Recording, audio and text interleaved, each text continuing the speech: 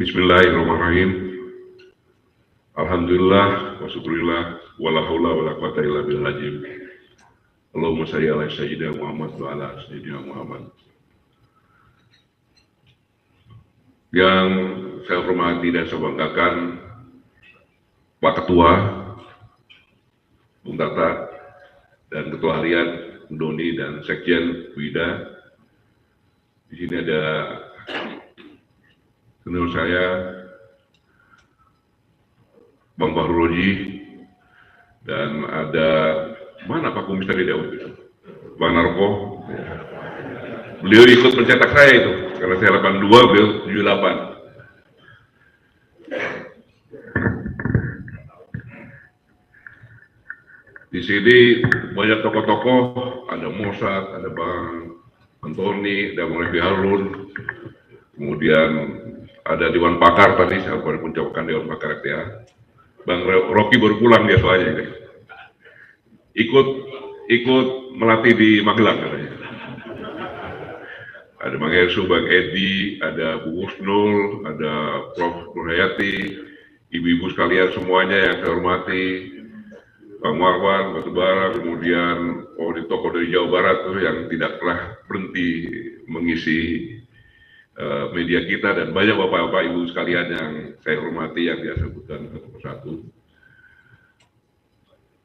Tentu saya katakan sini, saya mengajak kita semuanya bersyukur dari Allah Subhanahu Wa Taala, Tuhan Yang Maha Esa. Akhirnya Jokowi bisa digantikan.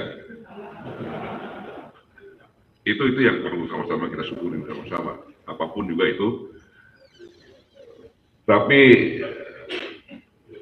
sama-sama kita juga punya perasaan yang luar biasa ketika pidato kenegaraan pertama disampaikan oleh Bapak Presiden.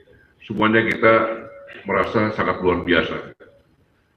Beliau benar-benar menyadari bahwa sebagai seorang presiden itu adalah kepala pemerintahan yang diamanatkan dalam preambel pembukaan Undang-Undang 45, membentuk pemerintahan untuk melindungi segenap bangsa, kepada arah mencerdaskan, mensejahterakan, dan ikut perdamaian dunia. Jadi mengatakan rakyat, dan sangat luar biasa.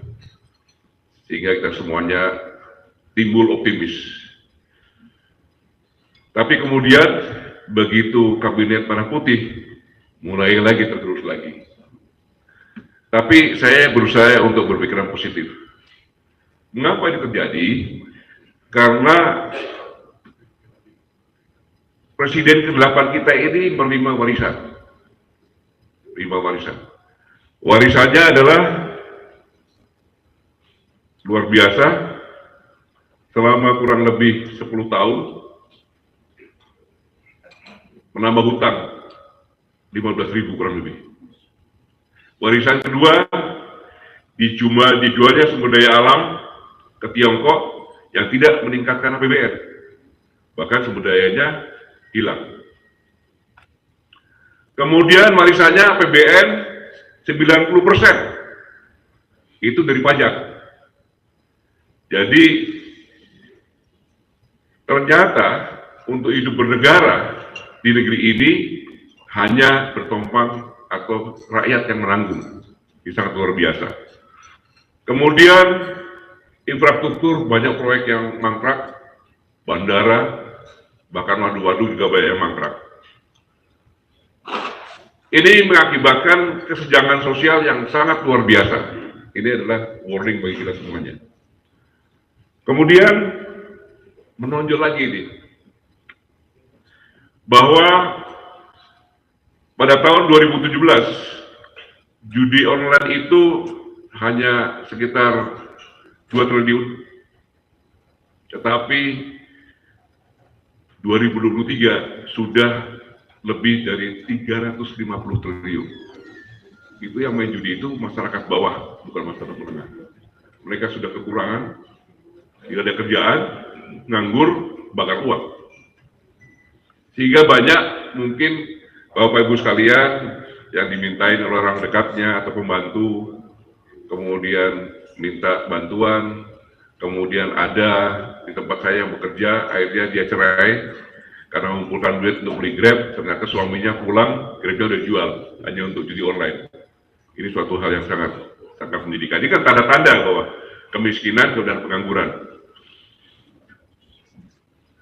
Selama 10 tahun, itu 7 presiden kalau dijumlahkan, itu korupsinya di zamannya Pak Jokowi jadi presiden, itu 100% lebih. Baik kualitas maupun kuantitasnya. Dan yang signifikan lagi, banyak pendiaman oleh pejabat pemerintah tertinggi ini terhadap korupsi-korupsi bawahannya. Yang tanda kutip, bahan untuk penyeraan. Sama-sama kita sudah tahu itu. Kemudian yang lebih menyedihkan lagi, bahwa beras di negeri kita ini harganya 20% lebih tinggi dari harga internasional. Ini warning yang sangat luar biasa. Kemudian pekerja yang kena PHK ada 46.000. Ini berita Kompas 2 September 2024, tetapi yang terbaru Kritek pun kena pilot dan kemungkinan 20.000 lagi. Bayangkan. Kemudian selanjutnya deflasi 5 bulan berturut-turut. Deflasi itu masyarakat tidak punya uang sehingga barang-barang harus jual murah, perusahaan rugi. Perusahaan rugi menyebabkan PHK dan seterusnya. Dan 9,89 generasi Gen di Indonesia menganggur. Kemudian ini yang berbahaya, banyak kelas menengah yang jatuh miskin. Padahal standar untuk melihat negara itu stabil, sejahtera, ya kelas menengahnya yang kita lihat. Ini kelas menengah turun jadi miskin dan dia tidak dapat BLT karena datanya masih kelas menengah. Ini saya alami sendiri. Hanya sebagai buruh harian dia pinjam uang ke saya. Pak, saya pinjam uang. Loh, kan kemarin kamu baru bantu. Iya Pak, anak saya yang baru bantu Pak. Dia beli angsuran rumah dengan harapan dia punya gaji. Ternyata sekarang PHK Pak. Itu yang terjadi. Sehingga Bank Dunia mengingatkan bahwa ancaman resesi. Ini adalah kondisi kita sekarang ini yang membuat susah dapat, yang membuat masyarakat sulit karena memang tidak ada pekerjaan. Ditambah ditekan lagi pajak makin tinggi. Selesai sudah itu. Ini warisan yang pertama.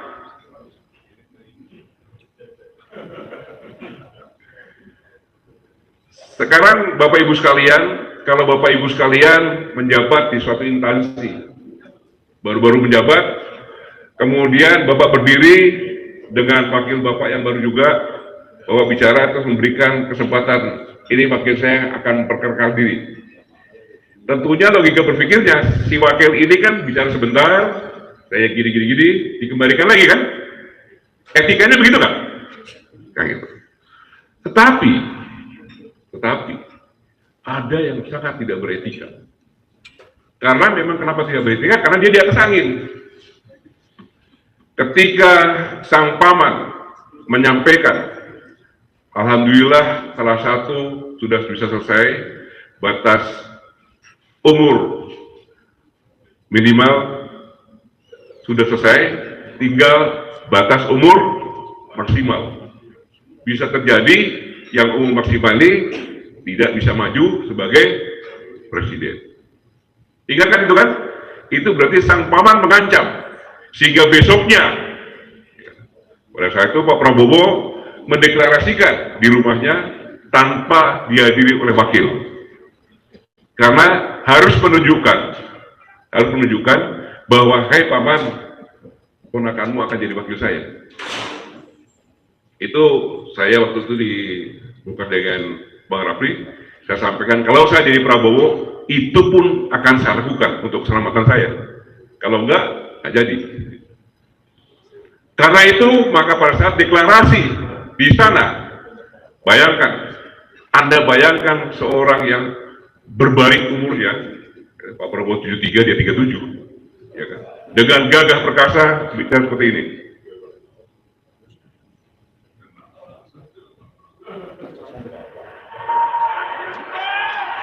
Tenang saja, Pak. Saya sudah ada di sini. Bayangkan. Kan sangat tidak beretika.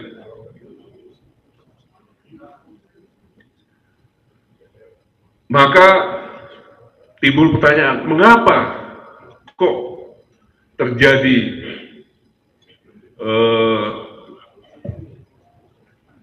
kabinet merah putih yang tergemuk, terbesar sejak Orde Baru sampai dengan reformasi, gitu. Padahal David mengatakan dalam The Cabinet a Cooperative Perspective bahwa kabinet yang hegemoni, yang besar, itu hanya bisa berlangsung dalam kondisi yang baik-baik saja. Sedangkan Presiden pada saat pidatonya menandakan bahwa kondisi kita tidak baik-baik saja dengan warisan tadi. Ibaratnya pelangi. Pelangi itu bisa terlihat dengan jelas, enak dilihat kalau tidak ada angin, udara yang sejuk, embun pagi atau sore. Tapi begitu ada angin, pelangi itu akan hilang. Dan ini pasti disadari oleh Pak Prabowo, pasti disadari bahwa kabinet hegemoni ini sangat berbahaya dalam kondisi yang tidak baik-baik saja.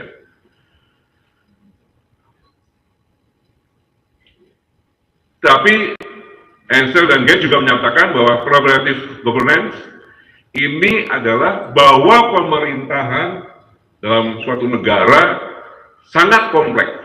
Saya ulangi, pemerintahan dalam suatu negara sangat kompleks sehingga diperlukan lembaga-lembaga negara untuk bersatu sebagai motor bekerja sama dengan akademisi, ekonomi, para pemuda, semua lapisan masyarakat untuk menentukan kebijakan. Latar belakang inilah mungkin sehingga ke Magelang, di samping tadi gambar yang satu tadi. Karena apa? Kalau gemuk ini pasti akan terjadi friksi-friksi. Friksi-friksi nanti bisa terjadi perpecahan. Dan friksi itu sudah mulai terlihat.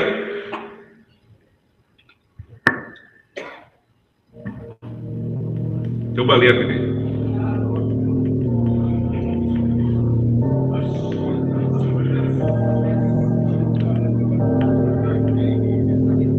Tuh, lihat cium tangan. Dengan presiden tidak cium tangan, tapi dengan presiden cium tangan. Ini udah tanda-tanda. Seperti yang tadi Bung Luki belum sampaikan. Friksi terjadi. Bisa terjadi politbiro nanti dalamnya, dalam organisasi. Tetapi memang keharusan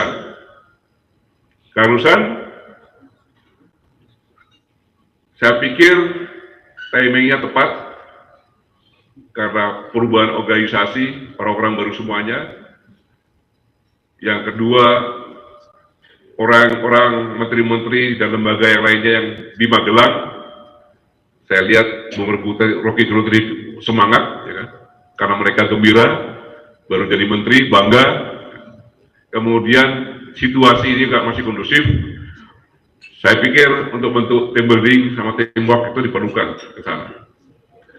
Tapi intinya bahwa satu, Pak Presiden pernah menyatakan bahwa sebagai pejabat harus punya etika, sopan santun. Berpolitik pun harus punya etika. Di sini ada yang tidak beretika, maka dibawa ke Magelang untuk belajar beretika. Itu yang pertama. Di samping untuk tim berdiri sama Tembok tadi. Karena ke Magelang dari Presiden Istana mengatakan untuk membuat heroisme, keberanian bersama-sama. Ini yang dilakukan. Jadi saya pikir dengan ke Magelang tersebut, walaupun tadi kita agak pesimis yang disampaikan sama Bang Rocky tadi ya. Tetapi hal ini yang sangat penting sekali, karena mau tidak mau, suka tidak suka, bahwa pemerintahan yang sekarang ini menentukan hidup matinya bangsa ini. Mengapa? Ketika tahun 2030 kita bonus demografi 2 kali, ya, jumlah bonus demografi kita 2 kali dari usia produktif. Seandainya pemerintah ini tidak bisa menyiapkan lapangan kerja, maka beban pemerintah akan menjadi luar biasa, dan itu tidak bisa bangkit. Tidak bisa bangkit. Disinilah dalam diskusi ini saya ingin menyampaikan bahwa kita berpikiran positif untuk mengenalkan budaya bagi siapapun pejabat yang tidak berbudaya, seperti yang saya tanyakan tadi, supaya lebih berbudaya tentunya. Kemudian karena banyak orang, sekat-sekat psikologi itu harus dihilangkan sehingga timbul persatuan, sulit. Ya tentunya kita mengharapkan ini pemerintahan ini dengan kabinet yang besar, solid, kemudian profesional nantinya, dan bisa mengatasi segala permasalahan yang sulit dan tidak mudah. Saya pikir pengantarnya ini aja, tidak ada yang lainnya. Mau saya sampaikan, disampaikan sama Bu Rocky tadi. Apalagi sebenarnya Dewan Pakar nggak usah undang-undang kami semuanya. Bu Rocky tadi udah lengkap semuanya tadi. Iya kan? Jadi saya hanya ingin titip pesan saja bagi yang bisa menyampaikan kepada pemerintahan, bahwa saya kalau berjalan-jalan ke Jawa Tengah, Jawa Timur, begitu lihat di sawah ada bangunan, ada pabrik, ada gudang, saya khawatir. Kita membuat food estate di luar, menebang hutan, tetapi sawah yang sudah jadi, yang sudah ada irigasinya, yang sudah terbukti, justru tidak dilarang untuk dihilangkan. Tidak dilarang untuk dihilangkan. Seharusnya pemerintah menetapkan lahan abadi, sehingga lahan itu tidak boleh berubah apapun juga. Kalau berubah, kena pidana. Karena kalau ini tidak dilakukan, hutan kita akan mundur dengan alasan itu. Dan belum tentu hutan-hutan yang dibuat sawah itu bisa produktif. Seperti di Merauke, mudah-mudahan yang buat di sana paham.